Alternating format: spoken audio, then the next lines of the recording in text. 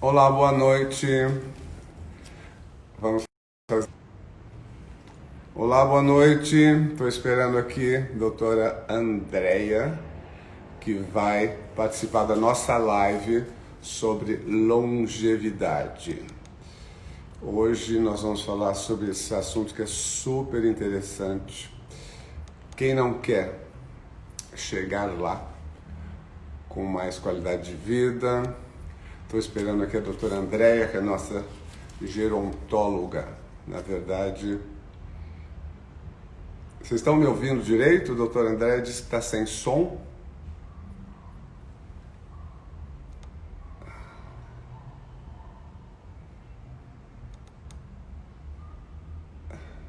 Doutora Andréia, aqui vamos. Vocês estão ouvindo bem? Está tudo em ordem? Bom, Oi, Andréia, está me ouvindo? tô te ouvindo, tô te vendo. Ah, que bom. Bem-vinda, bem-vinda. É difícil a gente se encontrar, não é? Nossa, saudade de você desde essa pandemia. A hora que você tá, eu não tô, não é? Mas qual Exatamente. E você tem ido para São José dos Campos? Como é que está a tua vida? Como é que estão as coisas? tô indo pouco por causa da pandemia. Minha mãe está com Sim, 92 anos, é muito frágil também, então tem que sim. tomar todos os cuidados, né? Claro, E todos temos, né? Todos temos. tem que continuar de qualquer forma, né? Por enquanto não tem outro jeito. E aí, André, me fala um pouco. Você é gerontóloga, você é geriatra, especializada em longevidade saudável, essa revolução da longevidade. Fala um pouquinho da sua formação. Como é que você se interessou por esse assunto? Você fez primeiro clínica médica, foi isso?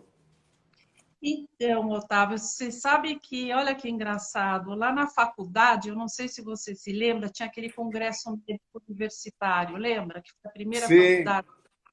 Lembra lembro. do comum? Como Então, exatamente. lembra? Então, em 79, eu vi apareceu lá no Comute uma palestra sobre geriatria. E eu absolutamente adorei. Eu nunca tinha ouvido falar disso, e ninguém nunca ouviu falar, uma coisa absolutamente nova. E eu me Uhum. encantei, porque eu já gostava de velhos, então eu achei aquilo maravilhoso. Aí eu fui fazer geriatria, era uma coisa que estava muito começando, acho que é sempre difícil no começo. Uhum. Fiz geriatria aqui, primeiro clínica, depois eu fui fazer especialização em Porto Alegre, na PUC do Rio Grande do Sul. Tinha um Instituto de Geriatria e Gerontologia que foi Uhum. fundado, o doutor era um japonês que já trouxe essa mentalidade de um país mais envelhecido e dando bastante enfoque em prevenção. Então, Sim. aquilo para mim foi música para os meus ouvidos. Porque Ali quanto mais despertou, fez assim um clique. Exatamente, que quanto mais eu trabalhava em clínica, vendo a Uhum. questão, mais eu via a necessidade de intervir antes. A gente precisa pensar muito antes na questão do envelhecimento. Só que isso Claro. era bem precoce ainda. Em 90, eu fundei um serviço de geriatria preventiva. E já Uhum. tem pessoas a partir de 45 anos com uma equipe multiprofissional. As pessoas Tá. estavam risada de mim porque falavam que aquilo não era geriatria. Mas enfim, foi a partir disso que daí eu fui para a Inglaterra, eu fiz mestrado em promoção de saúde para trabalhar nessa visão preventiva de envelhecimento. E aí Uhum. comecei a fazer todas as coisas em função dessa minha linha de trabalho, né? Tá. E E mais recentemente é que eu me interessei por longevidade das mulheres, né? tá. É mais recente isso, essa questão da longevidade É, das mulheres especificamente. sabe por quê? De tanto envelhecimento já há mais de 40 anos, como o tempo passa, né, Otávio? Eu me vi envelhecendo também, né? Todos nós, infelizmente.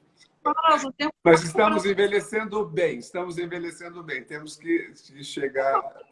muito bem. Então, eu pensei, eu envelhecendo, eu estou com 61 anos, e Uhum. eu pensei, nossa, eu tenho o que dizer depois de estudar tanto as mulheres que estão envelhecendo, né? Então, eu comecei a me envolver mais com esse tema, até porque eu virei objeto do meu próprio estudo e eu acho que tem coisas muito específicas e muito relegadas a um segundo plano com relação à longevidade das mulheres, né? É a tal da revolução da longevidade, é isso que você considera uma revolução da longevidade das mulheres? É esse setor? Sim, a revolução da longevidade é um termo, ele não é específico de mulheres, mas ele foi cunhado nos anos 2000, mais ou menos, por um geriatra americano chamado Bob Butler, que escreveu um livro com esse nome, Revolução da Longevidade. O que Ah, ele foi falando? Por quê? O aumento da expectativa de vida, se a gente olha a humanidade, da idade do bronze, a expectativa de vida era de 18 anos, né? é. Até o fim do século XIX, veja quanto que evoluiu, era 45 anos. E de lá para cá, a gente já ganhou, agora para o século XXI, nós já ganhamos muito mais, né? Mais 30. É. Então, muitas mudanças num espaço muito curto Curto, de né? tempo. Curto de tempo. Um século é realmente uma. Muito. E vamos dizer, na segunda metade do século XXI para cá, isso foi muito mais intenso. Então, são muitas mudanças ao mesmo tempo e é uma verdadeira revolução, porque é uma mudança de paradigma grande. O que é envelhecer antes, o que é envelhecer agora, né? Uhum, uhum. Até pouco tempo a gente falava, sexagenário era uma coisa. A minha avó morreu com 63 anos. E isso era, né, já era velhinho. Existe aquele número que eu te mostrei ali, né, sobre a musculatura, que existe uma previsão no ano 2050, 434 milhões de pessoas chegando a 90 anos. É algo que. Por isso que eu digo para você, é a partir dos 60 que a gente vai viver a maior parte da nossa vida. Porque se a Uhum, gente o ciclo de vida, existe o ciclo biológico, que é o viver, amadurecer, né? Se desenvolver, amadurecer e morrer, diga envelhecer e uhum, morrer. sim. Agora, esse ciclo foi ampliado com a expectativa de vida. Quer dizer, você amadurece, vive mais ainda para depois morrer. Então, se você pega o curso de vida, como ele é organizado por idade, infância, adolescência, juventude, idade adulta, meia-idade, velhice, cujo Uhum. conceito é lógico, depois dos 60 anos, depois dos 60 anos é fundo, né? E é lá que a gente vai passar a maior parte da nossa vida. A parcela de população que mais aumenta hoje em dia é a dos mais idosos, dos velhos, velhos acima de 80 anos. Né? Então, Uhum. vamos ter os centenários, muitos nonagenários. Quem sabe a gente vai notar. Aumentou muito essa expectativa de vida, como você falou. Quer dizer, inclusive, o sistema muscular parece que ele foi preparado até 30 anos. Né? Um adulto conseguiria ter o sistema muscular até 30 anos. Realmente é revolucionário. André, em abril a gente fez uma live, você falou muito bem dos 4 capitais necessários. Lembra disso? Se você pudesse falar de novo para a gente sobre esses 4 pilares, né, da longevidade, da qualidade de vida. Tá. Se a gente pensar no envelhecimento enquanto processo, a gente Uhum, precisa estar atento a vários fatores desde o começo da vida, né? uhum, Ao ponto em que a gente começa a envelhecer desde que nasce, porque a gente já vai sofrendo mudanças a partir do nascimento. Então, a uhum. gente precisa acumular durante a nossa vida 4 capitais principais: saúde, Tá. renda, conhecimento e relacionamento. É. Todos esses capitais, eles se reforçam mutuamente e são interdependentes. Se você tem mais conhecimento, você tem mais saúde, você tem mais renda, e Uhum. isso tudo é que a gente precisa realmente, vamos dizer assim, estar em intensidades iguais com esses 4 capitais, né? Tem Sim, uma coisa, Otávio, da revolução da longevidade das mulheres, o que que isso tem a ver, né, com as sim. mulheres? Uhum. Eu, as mulheres são as grandes protagonistas dessa revolução da longevidade, porque existe uma coisa que em demografia nós chamamos de feminização do envelhecimento. A Uhum. partir de 50 anos, em todas as faixas etárias, há sempre uma predominância de mulheres, mas a partir dos 50 anos, ela é muito mais mulheres. Quanto mais velha a população, mais mulheres têm.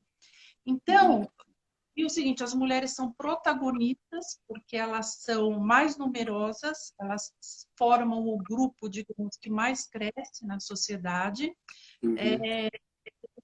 A proporção entre homens e mulheres aos 100 anos é de quase quatro mulheres para um homem, né? Tudo isso, Então, 4-1, eu não tinha noção disso, 4-1.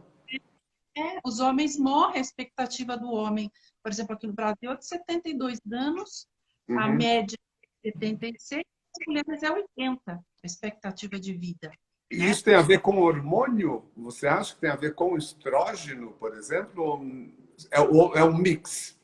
Dá uma certa proteção até antes da menopausa. Mas acontece que os homens, eles se cuidam também menos, eles são mais expostos a fatores externos, tipo acidentes de trabalho, Ah, acidentes na sei. rua, mortalidade externa. Eles fumam também.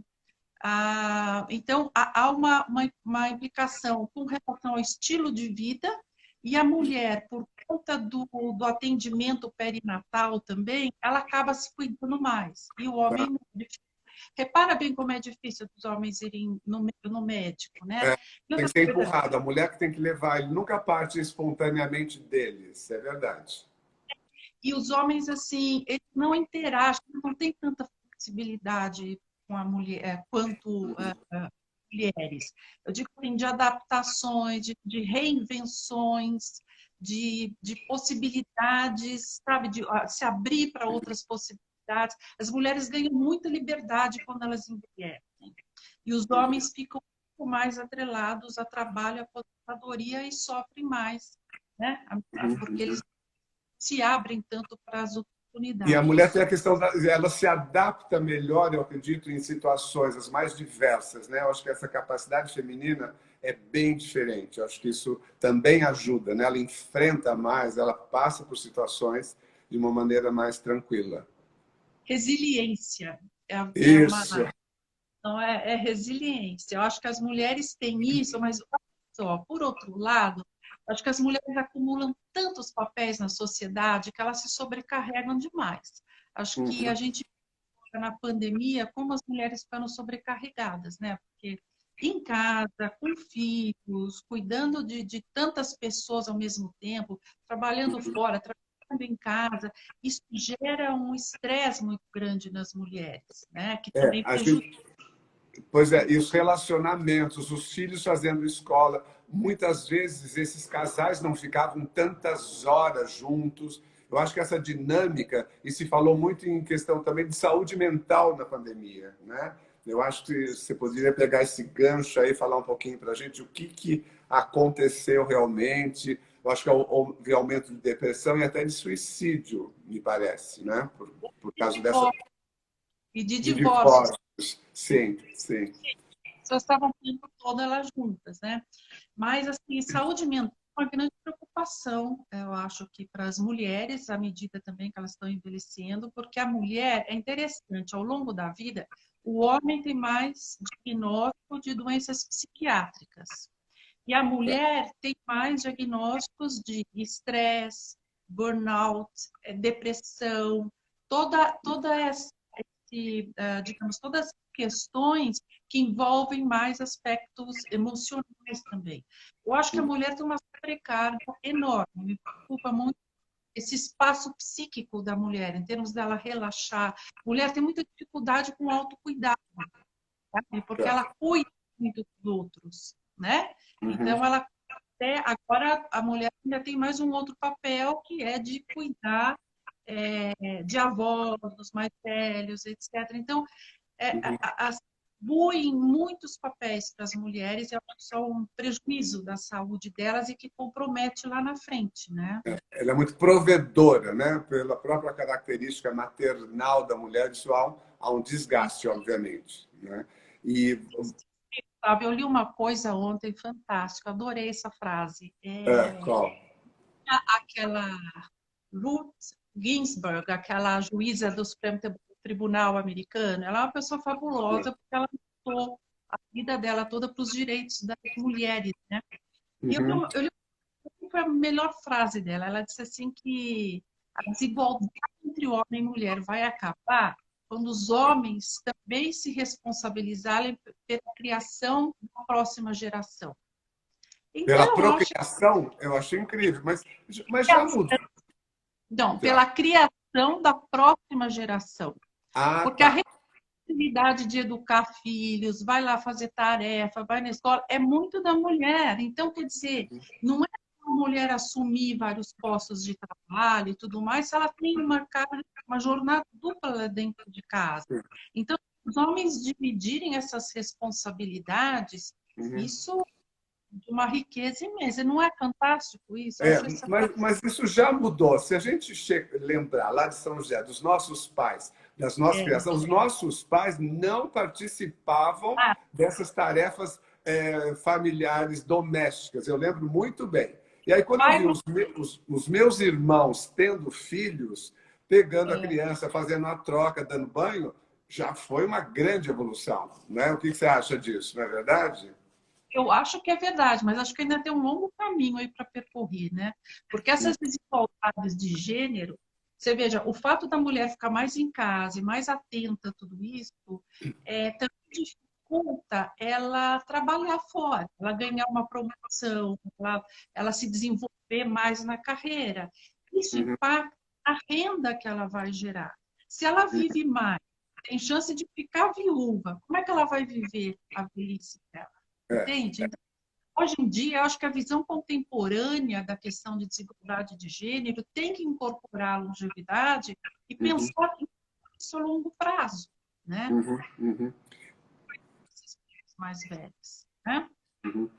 Isso aí acaba impactando, porque a mulher também no mercado de trabalho também acabou se posicionando de uma maneira melhor e ajudando nessa economia doméstica. Eu acho que isso também já ajudou bastante, né? Você tem percebido isso? Sim, mas eu acho que há também as mulheres, como em força de trabalho, elas também direcionam muitos recursos para a economia de um país. No Japão Uhum. aconteceu.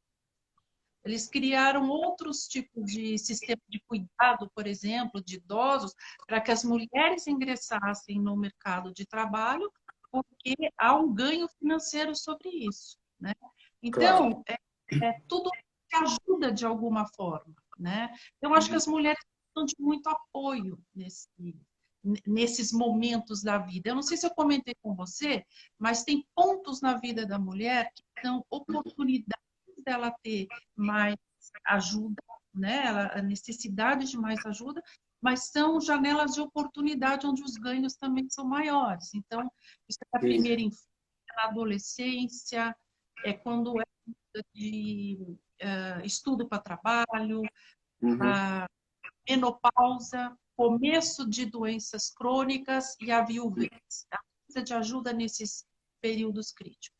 Uhum. O mês de Outubro Rosa, a gente fez o mês da prevenção do câncer de mama, prevenção.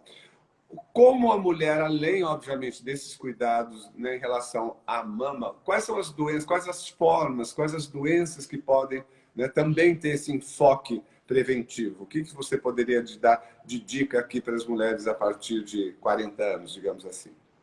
Então, a maior causa de mortalidade das mulheres ainda é a doença cardiovascular e cerebrovascular, em 30% delas. Tá. E a maior causa de morte nos homens. A gente viu agora o Tom Veiga, o Louro José, o nome dele, Pois é, que teve um loucura. O morreu, AVC, né? Provavelmente por um aumento de pressão, né? o E aneurisma, provavelmente, né? é um aneurisma que se rompeu. Então, o que acontece? A gente precisa cuidar desses fatores de risco para as doenças cardiovasculares, né? Hipertensão, diabetes, obesidade, sedentarismo, fumo, todos esses fatores que a gente já conhece. A gente costuma dizer que com 4 comportamentos, que é uma alimentação adequada, atividade física, não consumir álcool e evitar o Uhum, fumo, a gente já faz a prevenção das maiores doenças crônicas existentes. O uhum, que acontece é que muitas vezes os sintomas das mulheres são diferentes dos homens. Então, por exemplo, a gente não aprende na faculdade, sintoma clássico de infarto, dor no peito, radiada para o braço esquerdo, aqui para o queixo, uma dor muito Sim. forte. Isso. Para a mulher não é assim. O sintoma de infarto da mulher é um desconforto, um cansaço excessivo, uma dificuldade para respirar, uma arritmia. Tá. Então, são sintomas mais difusos. Você não vai detectar de cara um infarto. Então, a pessoa precisa estar muito atenta para fazer esse diagnóstico para a mulher também. Então, a saúde Tá. cardiovascular das mulheres precisa ser muito vista, né? Uhum. E os, como você falou, câncer de mama, câncer de colo, assisti a sua live com a doutora Albertina, foi fantástica, ela falou bastante, abordou bastante isso, né? Uhum. Uhum. Câncer de pele, que você sabe aqui no Brasil é bastante prevalente, Altíssimo. É. né? Mas, assim, na mulher, a gente precisa estar muito atento, porque a gente não tem que só prevenir as causas de morte. Existem condições de saúde, por Uhum. exemplo, incontinência urinária, osteoporose, Uhum. artrite, artrose, sarcopenia, diminuição de massa muscular. As mulheres são muito sujeitas a isso. Isso não mata, mas isso compromete tremendamente a qualidade de vida, não é? Uhum. Então, o que a gente pode fazer pelas mulheres para que ela não tenha tanto comprometimento na idade avançada com coisas que não realmente, se veja, não são causas de morte, mas que Uhum. contribuem bastante para É, uma situação ruim. Uhum. então, assim, você, na verdade, a gente deve ter um médico, né, geriatra, gerontólogo, que coordene todas essas especialidades. Esse é o ideal, não é isso? Porque a gente normalmente tem, vai no cardio, vai no uro, vai no Sim. gineco, e aí a função, uma das grandes funções suas, eu acho que é nortear todas essas questões. Como é que o paciente chega até você? Como é que ele pode ser indicado, né? Porque às vezes falar em geriatria, as pessoas têm, né, isso não é para mim. Eu acho que precisa de uma educação nossa à população, explicando exatamente isso. Em que momento você acha que as pessoas devem te procurar? Antes de eu te responder isso, eu vou te falar uma coisa. A gente vive, acho que um paradoxo na sociedade. Todo mundo quer envelhecer, quer viver muito, mas ninguém quer envelhecer. Não é Isso, assim? é. Pessoas se preocupam mais com sinais externos do envelhecimento, né? É o Uhum, cabelo branco, ruga, a gente vai mudando, a cada dia vai mudando alguma coisa. A gente esquece que envelhece por dentro também, né? E claro. que tem uma avaliação global a respeito desse envelhecimento. Hoje, a medicina está muito fragmentada e Isso, altamente concordo. qualificada, não é? Então, como Uhum, você falou, cardiologista, a pessoa vê a fundo o coração, outro vê o pulmão, vê todas essas coisas, mas a pessoa é uma só. uhum, Então, você não pode perder de vista o paciente, né? O que eu faço é muito uma avaliação global de saúde, sou demorada, porque eu realmente me dedico para entender quem que está lá na minha frente, o que aconteceu com essa pessoa anteriormente, para a gente poder planejar e ver como é que ela pode passar ou manter ou melhorar a qualidade de vida dela no uhum. futuro. É muito valioso esse tipo de acompanhamento, porque vão ter um ditado que diz assim, quem tem três médicos não tem nenhum, não é uma coisa assim? É Porque verdade. você vai recorrer a quem é que te conhece de verdade, o que você precisa. E é muito comum, às vezes eu ter mesmo que ligar para alguns colegas de outras especialidades para entender, porque as pessoas ficam perdidas, né? E Ficam, tem a uma maioria. tem uma questão muito importante à medida que o tempo passa, que é não só os multidiagnósticos, porque a gente vai tendo mais condições com doenças crônicas, e pode Mais exames, mais imagens e e nada. E a gente precisa, e também a polifarmácia. As pessoas às vezes tomam um monte de remédios, às vezes são desnecessários, as pessoas não se preocupam com a interação de um com o outro, às vezes não são necessários, né? Então a gente uhum, precisa ter esse olhar muito cuidadoso, individualizado, mais aprofundado a respeito do paciente, para poder ver de que forma ele deve ser realmente tratado, né? Uhum. O que você acha em relação... Olha, obviamente está cada vez mais claro que a qualidade do sono. As pessoas, acho que ainda não entenderam essa questão, né? Que o sono é fundamental para a qualidade de vida, para a imunidade. Fala para a gente um pouquinho dessa questão, né? Quando você manda fazer um exame de polissonografia, o que isso impacta? Eu acho que isso é importante estar retomando. Fala para a gente um pouquinho. Verdade. Quando a gente falou daqueles fatores, né, alimentação, atividade física, etc., faltou dizer qualidade de No sono, sono. muito cuidado, e a Uhum. proteção, segurança durante o sexo, porque as Sim, gerações estão mais sexualmente ativas, isso é bem um lembrado. verdadeiro tabu. Ninguém pensa mais que as pessoas mais velhas fazem sexo, é uma coisa absurda, né? Mas, enfim, Uhum. pode ser lembrado. E o sono é um fator importantíssimo, Uhum. principalmente para tudo isso que você falou, está ligado à obesidade, está ligado ao consumo de açúcar, à diabetes, às doenças crônicas e à função cognitiva, né? Sim. Então, se a problemas de memória. Às vezes tem pessoas que se queixam de problema de memória e por isso que você tem que investigar. Uma das investigações mais difíceis, mais complexas de serem feitas é você avaliar exatamente o que está acontecendo. Porque Uhum. isso muito, né, de um tempo para cá, barbaramente. E o sono, ele faz com que todas as funções se regenerem, o processamento de informações no cérebro, então Uhum. ele muita função cognitiva. Senão você tem uma perda, um declínio de função cognitiva, de memória muito mais acentuado, né? Uhum. E Uhum. eu tenho regras assim, quando eu peço uma polissonografia, primeiro tem que investigar o hábito de sono das pessoas.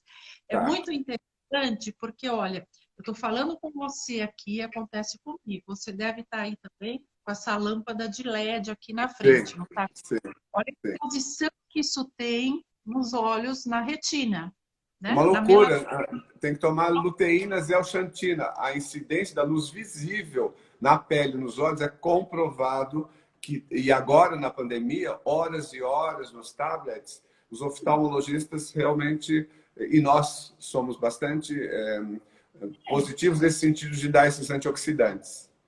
E os dermatologistas, que agora aprende com você, estou usando filtro solar também dentro de Ah, casa. mas tem que ficar. As pessoas assim na pandemia, não, mas eu não saí, doutor, estou em casa. A luz visível, gente, ela tem uma atuação absurda. Ela realmente, junto com os ultravioletas A, B, o calor, por isso que hoje em dia nos filtros solares tem que estar escrito todas essas proteções. Mas eu te Sim, cortei, fala um pouquinho mais de sono, porque eu acho que também é uma questão de memória, de Alzheimer. Se você sim. tem a qualidade do sono, isso pode ser prevenido. Eu acredito muito nessa linha de raciocínio. Muito. Eu só estava te lembrando da luz, porque assim, quantas vezes a gente vai dormir com o celular na mão, fica com a tela na mão, isso Sim. tudo indica a indução do sono, né? Uhum, Então, às vezes, uhum. mas você está também excitado com um monte de informações. A gente vive num oceano aqui de informações, né? Sim, E isso sim. também, o pensamento todo, a sua atenção fique totalmente dispersa, né? E isso Uhum, dificulta a memória, porque você precisa reter as informações importantes, né? uhum, E uhum. sono, memória, a gente já falou, e demência, é isso que você queria saber? Demência, isso, exatamente. Porque antigamente, eu acho que o meu avô, por exemplo, a gente falava, ele tinha 86 anos, ele tinha aterosclerose. Na verdade, aquilo já era ou demência ou Alzheimer. Eu acho que não tinha diagnóstico há 50 anos atrás. É isso, a demência senil, não é isso? Sim. A demência de Alzheimer ela foi descrita no começo do século XX, numa pessoa já de meia idade, levando a uma deterioração da função mental gravemente. Era uma mulher. Com o envelhecimento da população, a gente tem visto cada vez mais casos de demência ou demência do tipo Alzheimer, porque nem todas as demências são Alzheimer, né? Mas ela é a Uhum, demência, digamos, mais comum. uhum, E a demência de Alzheimer tem um componente genético, em alguns casos, mais ou menos em 5% dos casos, e o restante não se sabe ainda causa da doença de Alzheimer. Não se E o sabe, né? diagnóstico, não. E o diagnóstico, de certeza, é só uma biópsia após a morte, você imagina. Não tem Tá. como fazer em vida. Mas a gente tem meios de fazer testes de função cognitiva, Ah, legal isso. Fala um pouquinho para a gente, quais são esses testes que podem ser feitos? os exames de imagem que podem nos ajudar. Tem pessoas que os pais tiveram Alzheimer ficam mais preocupados. Tem uma série de coisas que a gente vê muito em consultório, né? Uhum. Bom, de rotina, eu sempre faço na primeira consulta um teste de rastreio de memória, onde você avalia a série de campos. À medida que você acha algum problema, ou tem alguma dúvida, você precisa começar uma nova investigação, com testes mais complexos, digamos assim. Hoje em dia tem até uma plataforma para você fazer um teste manual, uma plataforma tecnológica, exames de imagem, mas primeiro a gente tem que eliminar todas as doenças que podem estar interferindo na memória.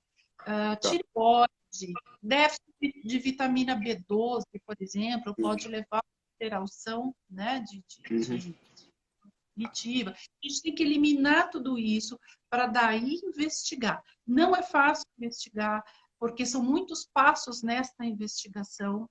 Muitas vezes as pessoas já vêm com sintomas, mas tem uma coisa muito importante nisso daí também.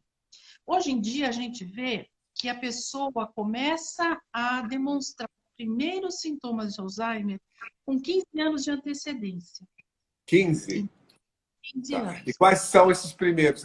Pequenos lapsos de memória ou tem outros truques? Basicamente, são questões relacionadas à memória, alteração de comportamento também, Tá. essas coisas. Uhum. Aí que tá. Muitas das coisas a gente atribui à idade. Assim como você falou, meu pai, meu avô, na minha família também, fulano está esclerosado, etc. Ah, isso. Atribui as coisas à idade, porque a gente não consegue diferenciar, por isso que precisa entender o processo de envelhecimento normal e não atribuir tudo à idade, porque não é. Tem uma piada que geriatra fala muito, que assim, o paciente vai no médico e fala, doutor, tô com uma dor no meu joelho direito. E aí o médico fala, é da idade. Aí ele fala, não, mas o meu joelho esquerdo tem a mesma idade, não dói. Então, você atribui à idade uma série de sintomas que não são da idade, são patológicos, né? Então, Tá. precisa entender o que é. Eu acho assim, a gente também costuma dizer assim, se todas as outras especialidades entendessem de envelhecimento, a geriatria não precisaria existir, né? É verdade. Não é verdade? As pessoas já iam estar atentas aos sintomas. Mas, Uhum. principalmente a questão de memória, acho que preocupa, porque as pessoas têm muito receio de desenvolver um Alzheimer. Ou algum problema. Pavor. Eu acho que a grande pavor das pessoas, meu inclusive, é perder a memória. Eu acho que o seu corpo tá ok, mas a cabeça, isso é apavorante. É apavorante. Eu brigo que o Alzheimer acho que é o alemão mais temido depois do Hitler. Com Porque assim, certeza. é um verdadeiro pavor com relação a isso. Mas, assim, tem uma relação grande também com os hábitos, a falta de atividade física, etc., glicemias altas, com deterioração no cérebro, né? Uhum, uhum, Então, não atribui só a uma degeneração dos neurônios ou das ramificações entre os neurônios. A gente precisa também avaliar esses outros fatores e estilo de vida, né? uhum. Como exatamente a gente pode prevenir? Fazendo isso que você faz, você é o cara que super estuda, que você está atento às novidades, se manter atualizado, muita leitura. Tudo isso ajuda a gente a formar novas conexões entre os neurônios. E isso Uhum, aumenta a neuroplasticidade do cérebro, né? uhum, uhum. Aquela história de sempre ter uma atividade diferente, né? Aprender uma língua, fazer um curso, eu acho que é exatamente isso, né? Os neurônios devem ter aí conexões novas. Eu acho que é uma das formas preventivas. Eu tenho uma grande amiga doutora Márcia Menon, que fala exatamente o que fazer para a prevenção do Alzheimer. Ácido fólico, vitamina B12, vitamina D, atividade física e sono. Eu acho que é basicamente isso, né, o que a gente pode fazer como prevenção. Sim, sem dúvida. E é aquela história que hoje em dia acho que tá muito, esse conceito está sendo muito falado e muito importante, que é esse lifelong learning. A gente não pode parar de aprender, né? A gente não precisa só da educação formal, a gente pode aprender de várias formas, com Claro. várias pessoas, estar atento, ter essa curiosidade natural para aprendizagem e estar sempre se reciclando, né, ao longo da vida.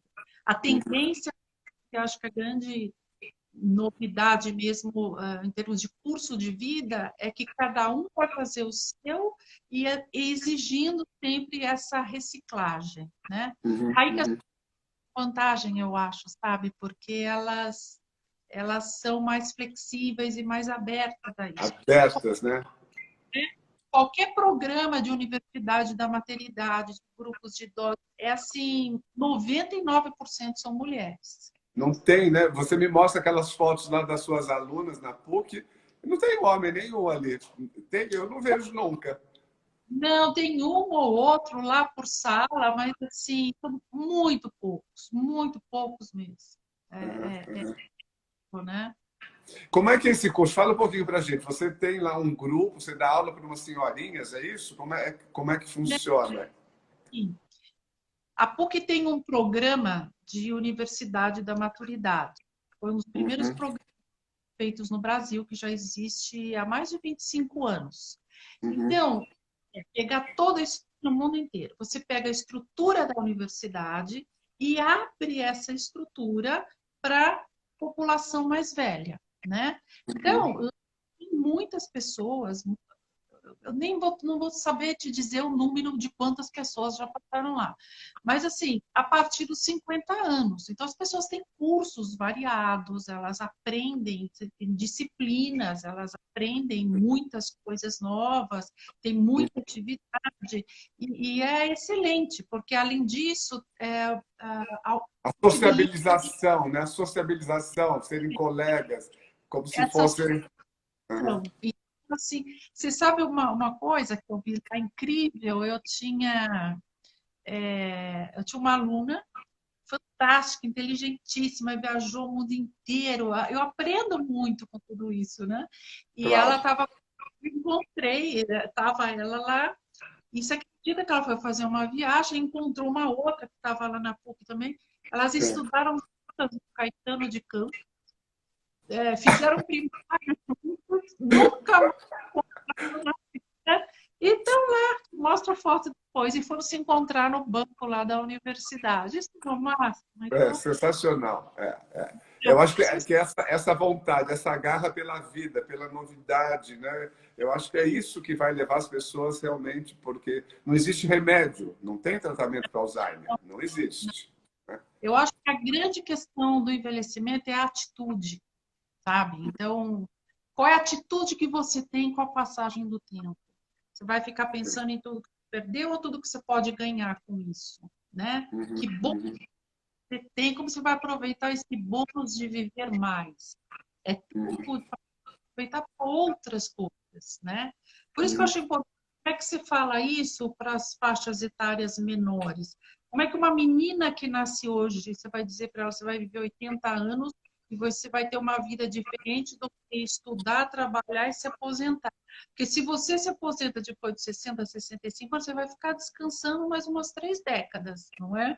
Então, a Sim. gente atividade, uma perspectiva, um propósito de vida maior para essa fase também, né? A vida, 60 anos, muita vida, é isso que é bonito de ver, né? Existem preconceitos aí nas mulheres que elas enfrentam. O que você acha que isso acontece mesmo, das mulheres terem mais preconceitos? Bom, acho que deve ter mulheres aí me ouvindo, não era bom que elas me falassem um pouco. Tem muitas aqui, vários mandando beijos. Tem o Garabê, nosso amigo. tem o pessoal da clínica, todo mundo mandando lembranças. Fala um pouquinho para a gente dos preconceitos. Preconceito. Veja bem, a gente tem. Eu acho que a mulher sofre muitos preconceitos e com a idade ela soma mais ainda a essa coleção, vamos dizer assim. Sexismo, machismo, o que a gente acabou de ver ontem nas redes sociais, Otávio, Pois com é. aquela aqui. O que é isso? Uma sociedade patriarcal que está protegendo o machismo lá, não foi? Então, e ainda discriminando a moça, não é? Até culpabilizando a moça. Foi horrível isso, mas isso é só um Culposo. horrível. Então, assim, é um exemplo do que as mulheres passam. As mulheres são mais sujeitas à violência, inclusive as mulheres mais velhas, elas assim são mais sujeitas à violência doméstica, muitas vezes dos próprios filhos, dos próprios familiares, as mulheres viúvas, mais frágeis, sozinhas. Por isso que é importantíssimo a mulher ter um desenvolvimento de autonomia, sabe? Dela ser o poder de decisão ser sempre dela. Muito importante manter isso até o final da vida. Fora isso, a gente tem o idadismo, ou hoje em dia se chama aqui de idadismo, que é o preconceito com a idade. Então, quantas vezes você já vê pessoas ou são discriminadas por serem mais jovens, ou principalmente por serem mais velhas, ou deixam de fazer as coisas por serem mais velhas. Na revolução da atividade, a gente precisa pensar na implicação dessa expectativa de vida, da vida longa em todos os setores. É na economia, é no mercado de trabalho, é no consumo. Imagine o que tem de pessoas acima de 50 anos necessitando de produtos e serviços também. É uma das coisas que eu mais gosto de trabalhar. Mas você, além disso, as pessoas são discriminadas pela idade, empregos ou aposentadoria compulsória, tem mil e uma, né? Relacionamentos, né? Pessoas de idade com mais jovens. Existe um preconceito enorme em relação a isso, né? Você veja que interessante, né, Otávio? Bom você ter tocado nesse assunto, porque as pessoas não estranham quando tem um homem com uma mulher mais jovem. Mas, Exato. pelo contrário, a mulher é muito discriminada, não é? Sim, sim. Mais velha envolvida com uma pessoa mais jovem. Então, a mulher tem um preconceito muito grande que ela é percebida mais envelhecida na sociedade. Então, ter duas pessoas com a mesma idade, em torno da mesma idade. O homem sempre vai ser considerado um George Clooney de cabelo branco, ele é super charmoso, uma maravilha. Não é assim? Então, se você... É verdade. Não E é? o estrógeno na mulher a vida toda, a adolescência, a gestação, o estrógeno vai encharcando, tem celulite, o homem não tem. Realmente, nós somos privilegiados. Nisso, né? Mas assim, aí as mulheres, quando começam a ter rugas e cabelos brancos ou tudo isso, há uma discriminação grande. Nossa, ela tá velha, ela tá Isso. retada, e tem sempre uma coisa dessa. Mas assim, as mulheres estão protagonizando muitas mudanças positivas com relação a isso. Eu acho que assim, a geração nossa aí dos baby boomers que estão envelhecendo em público, porque a gente não via muitas pessoas envelhecendo antes. As pessoas, por exemplo, estrelas de cinema, elas se afastavam, né? O envelhecer, uma Greta Garbo, não é assim? Agora não, agora a gente vê as pessoas envelhecendo e assim, envelhecendo em público, e a gente está vivendo uma desconstrução do que foi feito socialmente com relação ao envelhecimento e partindo para uma reconstrução, onde cada um envelhece da maneira que quer, né? A gente de maneira muito diferente de nossos pais, dos nossos avós. Total. Muita oportunidade depois dos 60 anos, está se ampliando muito as visões com relação ao envelhecimento, né? Então, eu acho que essa é uma mudança muito grande de paradigma entre o que era envelhecer antigamente e como o envelhecimento é visto hoje. Então, as mulheres, elas, assim, se você observar em rede social, que eu sigo mais, tem grupos de mulheres para transição de cabelo branco. Tem Sim. mulher para isso, para aquilo, para aquilo. Elas se formam redes de apoio para qualquer questão, para menopausa, sabe? Para cuidar dos pais. Então, você vê que essa questão de relacionamento é mais fácil para a mulher e elas estão encarando essa questão do envelhecimento também, diria, de uma forma um pouco mais confortável. Uhum. Embora seja difícil, há uma invisibilidade muito grande em relação à mulher madura. Uhum. Eu diria para você, eu acho tão bonita a potência que existe nas mulheres maduras, porque são mulheres fabulosas, são mulheres assim muito bem formadas, muito bem educadas. Então, o potencial de contribuição delas é muito grande também, né? Uhum, uhum. E eu acho que essa questão também da estética, da cosmiatria, quando a gente trata dessas mulheres, eu percebo que muitas, por exemplo, elas têm uma atitude de deixar o cabelo branco. É uma mulher forte, de presença e que faz um estilo. Eu acho que hoje tem mulheres realmente em altos cargos e tudo mais, e com uma estética não igual a todo mundo. Eu acho que isso é uma evolução, sim, do poder feminino. Sem dúvida, sem dúvida. E você falou uma coisa assim, até preciso realmente ter um estilo, você está muito bem, né, de fazer isso, mas é uma demonstração realmente de força e de fugir de padrões impostos na sociedade, né?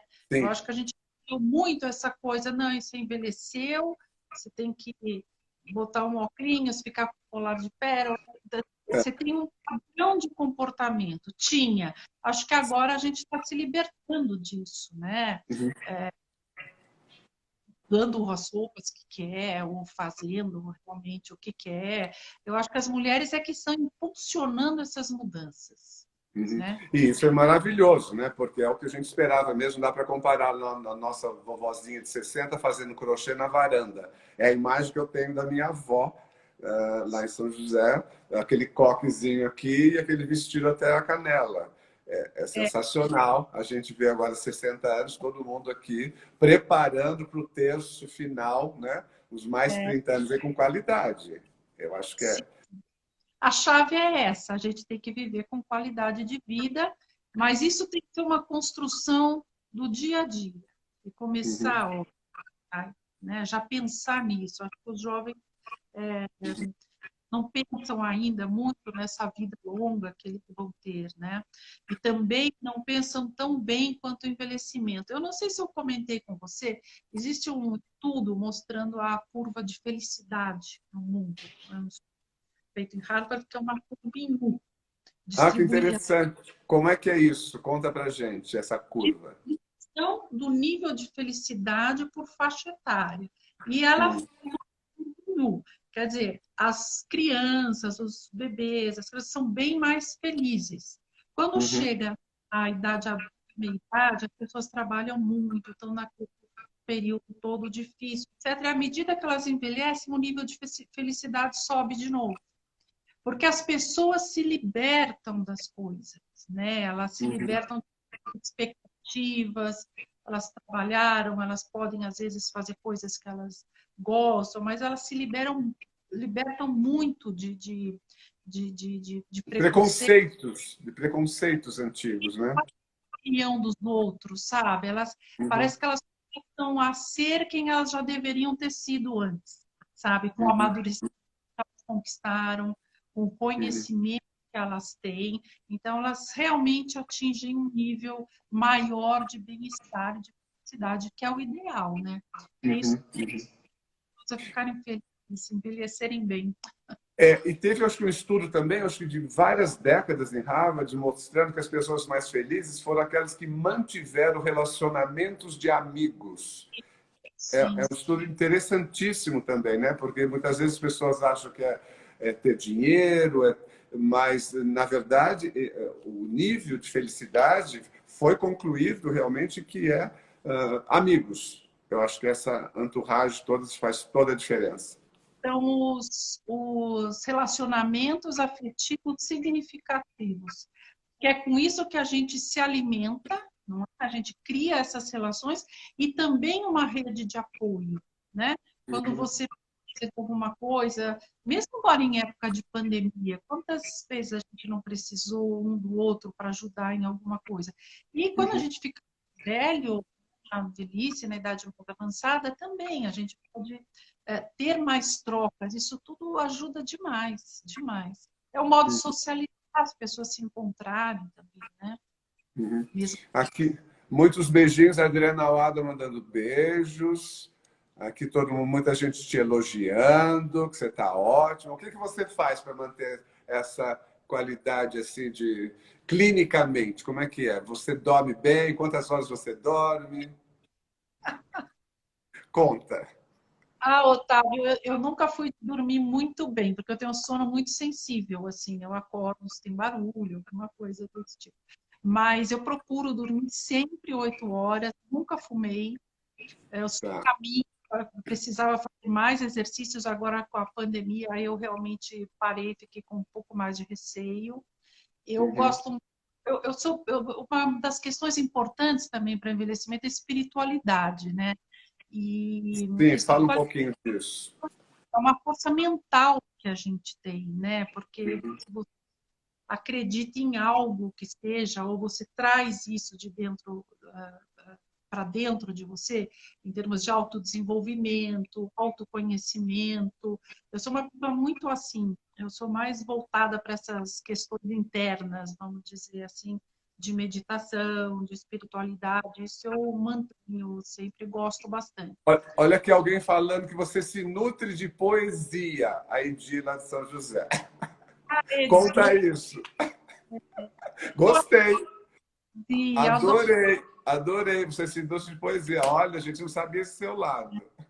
Não, e Otávio, eu no Instagram, no Facebook, eu ponho mais poesia mesmo. Eu sou muito voltada para essas coisas de humanidades, poesia, arte, sabe? E assim você também vê isso. Sabe que a arte ajuda a gente a ser melhores médicos Muito, também.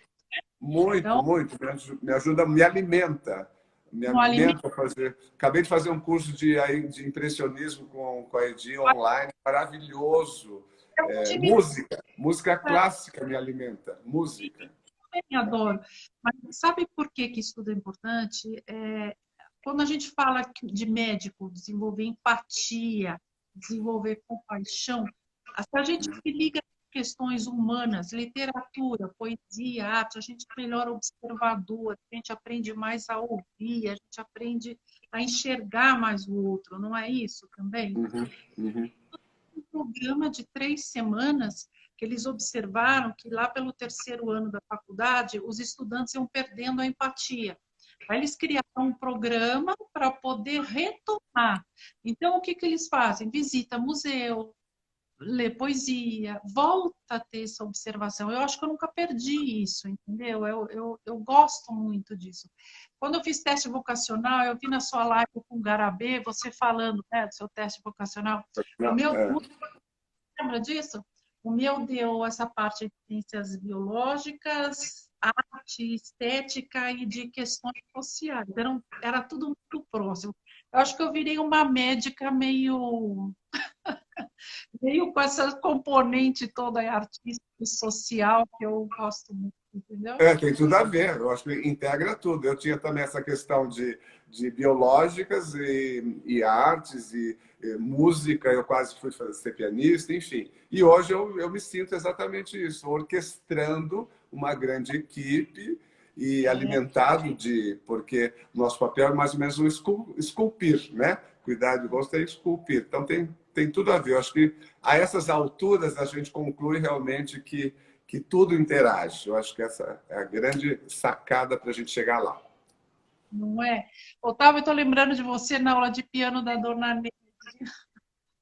Na aula de piano, quando você ia lá nas audições, você fechava a audição, o É, número inicial da audição de piano era você, lembra disso? adorava, adorava. Porque para quem não sabe, a gente tinha aula de piano na mesma professora e depois fui para conservatório. Mas era sensacional, acho que isso. E eu fui procurar música, não tinha assim, ninguém me induziu. Eu fui bater na porta de uma professora vizinha, falei, quero aprender piano. Foi assim. ninguém falou vai. Eu acho que as coisas acabam fluindo mesmo. Você vem de dentro. Eu acho que essa intuição. Acaba abrindo, é muito legal e eu acho muito bacana assim a gente se reencontrar na vida, né? Depois de tantas coisas que já passou, né? Que aconteceu, é um prazer estar aqui com você. Ah, estamos adorando, todo mundo elogiando. Dá umas dicas mais ou menos finais, assim, o que as pessoas podem, além disso tudo que a gente já falou, um resuminho, assim, mais ou menos, né, para as pessoas chegarem lá com uma grande qualidade de vida clínica. Então, eu acho que nunca é tarde para começar. Acho que não pode estar com 70 anos e resolver parar de fumar. Tem benefício. Acho que isso é muito importante. Adoção o mais precoce possível dos hábitos de vida saudáveis. Então, a gente está mais atento nessas escolhas do dia a dia, fazer coisas realmente práticas, atividade física, pensar muito na nossa saúde mental, que foi relegada e hoje em dia a gente vê o quanto isso é importante, né? Está muito atento também com a sociedade em si, está muito ligado com as coisas que acontecem, está muito aberto para aprender coisas novas. Essa curiosidade até às vezes infantil, né? De querer aprender, de saber mais de um assunto. Por isso eu acho bacana as lives que você faz, porque se prepara para fazer, você estuda o tema antes, né? Uhum, uhum, uhum. Estudar também, acho que isso é uma desperta a gente, né, em termos de raciocínio, de pensar. Eu acho isso fantástico. Acho que a gente não pode nunca deixar de aprender. E a É. gente aprende uns com os outros, né?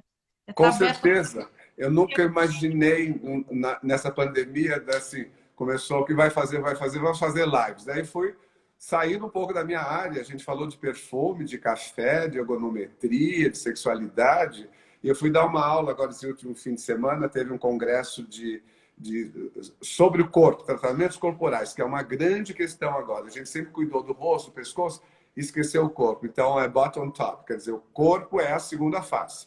E aí pediram para falar um pouco de marketing médico. E eu fui e falei exatamente isso. Que o que eu fazia lá no começo, nos anos 80, 40 anos atrás, de marketing, era responder na revista Cláudia. Eram cartinhas que eu recebia. Eu tinha uma coluna na revista, recebia milhares de cartas. Daí a gente fez um paralelo. O que eu fiz 40 anos depois? Nas lives, eu me ressignifiquei. Quer dizer, o contato corpo a corpo com as pessoas foi através das lives. E quando a gente imaginou isso, né? Mas é ter a sacada na hora certa, pegar essa Sim. oportunidade e se jogar. Foi o que eu fiz. Foram 47 lives.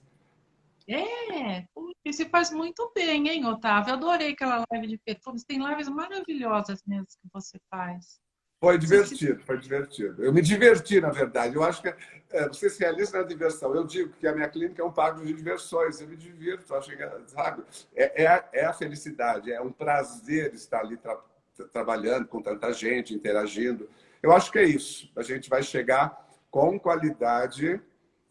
E para isso, só agora que você mencionou, que eu esqueci de falar, alegria. É muito importante, sabe? Bom humor, bom humor. Amor, você precisa envelhecer mantendo a alegria, porque assim, o indicador de qualidade de vida é muito grande, a alegria, né? Uhum. Então, e a resiliência. A gente precisa estar lidando, contornando uma série de problemas, é o que mais dá capacidade para a gente chegar mais longe também, né? Com Sabe, certeza. minimizar ganhos e perdas, ter uma relação entre elas. Não é porque o joelho dói que você vai deixar de ler um livro. Você tem que equilibrar um pouco. Se superando, arranjando outras coisas e equilibrando mesmo.